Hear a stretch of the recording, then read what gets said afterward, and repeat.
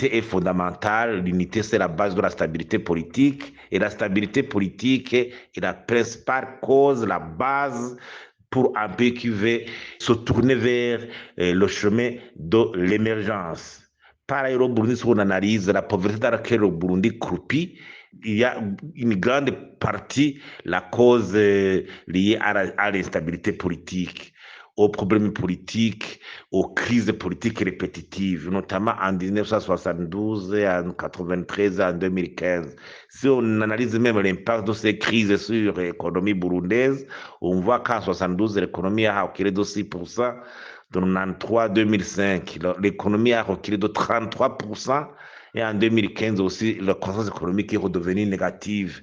Et en tout cas, on voit l'impact des crises politiques répétitives sur l'économie de notre pays. C'est à partir de 1993 que même il y a commencé à avoir l'inversion au niveau du pourcentage et du taux de pauvreté au Burundi qui a commencé à prendre des chiffres de plus en plus inquiétants, plus de 60%. J'imagine aussi si on analyse la situation actuelle, on ne saurait parler de la vision 2040-2060 sans asseoir une stabilité politique, ou la stabilité politique est renforcée par l'unité nationale. Pour avoir une unité nationale beaucoup plus forte, il faut éviter l'exclusion, il faut renforcer l'égalité des chances, il faut un état de droit, il faut des libertés politiques et civiles, il faut des élections libres, transparentes et inclusive. Parce me rappelle qu'on ne pourrait pas continuer à parler de la charte de l'unité,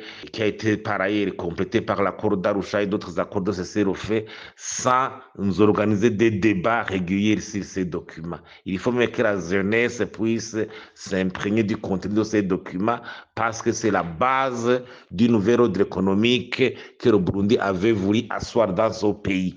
Il faut alors organiser des débats pour constater l'état de lieu actuel de l'unité nationale. Quels sont les facteurs actuellement qui continuent à entraver le renforcement de l'unité nationale dans notre pays?